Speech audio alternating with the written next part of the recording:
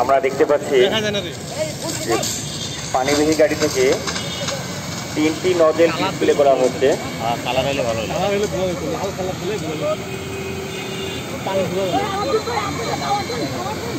ঘুরে করো, ঘুরে করে না এটাতে পানি আসতেছে না, ওটা জেট আকারে দেন, জেট জেট একটু ঘুরাই দেন, নজলটা ঘুরাই দেন। আমরা এখন দেখতে পাচ্ছি ঠিক শহীদ মিনারের মতো একটি স্মৃতি, শহীদ মিনার, শহীদ মিনার। 3টে মাথা শেষ মাথা হবে, একটি মাথা একটি।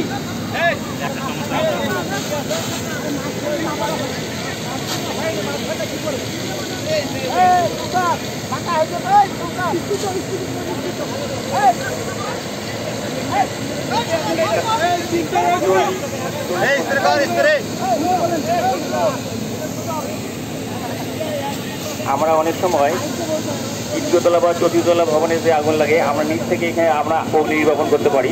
সেখানে আমাদের বাধা হয়ে দাঁড়ায় গ্লাস, অর্থাৎ দরজার গ্লাস। যদি এই ধরনের হয় তাহলে দরজার জানালা ভেঙে কম ক্ষতি করে আমরা উদ্ধার কার্য পরিচালনা করে থাকি। আমরা দেখতে পাচ্ছি নজেল ডিসপ্লে। আমরা প্রত্যেকেই বিভ্রমতা না করে একটি করতালি দিয়ে উৎসাহিত করি। যার হাতে হাত খালি আমরা দেবো করতালি। ঠিক নজেল ডিসপ্লে আমাদের শেষ হয়ে গেল। আমাদের কাছে অনেকগুলো নজল আছে। এই নজলগুলো দিয়ে চিনি গুদামে যদি আগুন লাগে কিভাবে অগ্নি নির্বাপন করা যায়, গ্রাউন্ড মনিটর ব্যবহার করে প্রতিষ্ঠানের কর্মকর্তারা যদি সঠিকভাবে দিক নির্দেশনা দিতেন যে এখানে এটা আছে, তাহলে আমরা সে অনুপাতেই আমরা ফায়ার ফাইটিং করতে পারতাম। আমরা করতালি দেই, করতালি দেই। এটা কি কিনা আছে revolving branch pipe, revolving branch pipe ব্যবহার করে অগ্নি নির্বাপন করা যায়।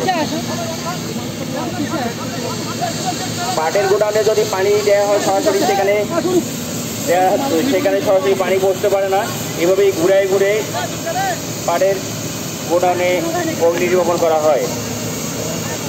কলার আগুন, চিনির আগুন, এই সমস্ত আগুনে এই ব্রাঞ্চ পাইপ অথবা নজেল ব্যবহার করা হয়। ওকে, ক্লোজ ক্লোজ।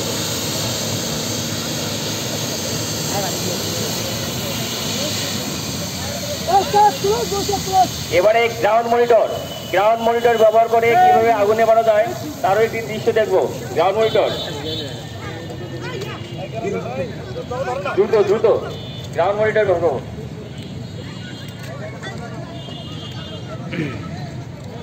এই গ্রাউন্ড মনিটর ব্যবহারের ক্ষেত্রে আমাদের পর্যাপ্ত পানির প্রয়োজন, কিন্তু অত্যন্ত দুঃখের বিষয় দিনাজপুর জেলায় পানির সেই ধরনের সোর্স বা উৎস নেই।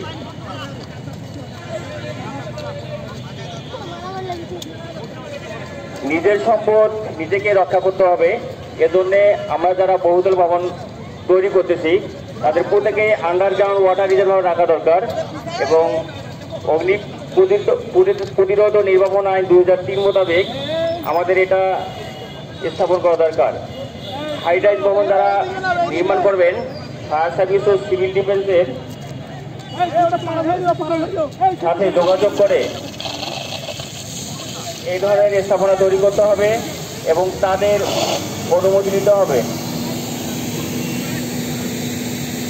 আমরা ওখানে কেউ থাকবো না, শুধু একজন থাকবে, সবাই চলে আসেন। কেউ থাকবে না, একজনও না, ওখানে কেউ থাকবে না, সবাই চলে আসেন। আমরা দেখতে পাচ্ছি অনেক দূরে চলে যান, কাছাকাছি থাকতে পারবেন না, আগুনের কাছে যাওয়া যাবে না। সুতরাং অটোমেটিক্যালি এটা অগ্নি নির্বাপন করবে। একজন শুধু অপারেট করবে। আপনি আবার পিছনে চলে আসেন, অপারেট করে আবার পিছনে চলে আসেন।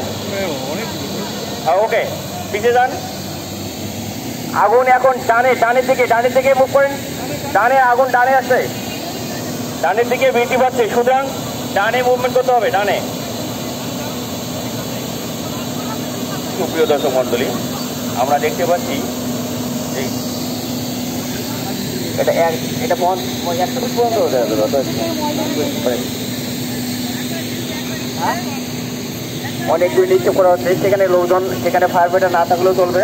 আমরা দেখতে পাচ্ছি যে একজন অপারেটর শুধুমাত্র অপারেট করে ওখান থেকে চলে যাবেন, পালিয়ে যাবেন এবং আরেকবার অপর দিকে অপারেট করে আবার চলে যাবে। এটা হচ্ছে ফগ নজল, উপর থেকে করে কুয়াশার আকারে পানি দেওয়া যায়।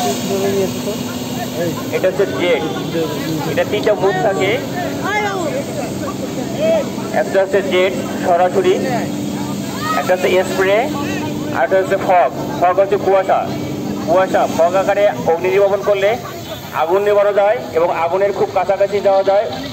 অগ্নি নির্বাপক বাহিনী ওই পানি ব্যবহার করে আগুন থেকে রক্ষা পেতে পারে। আমাদের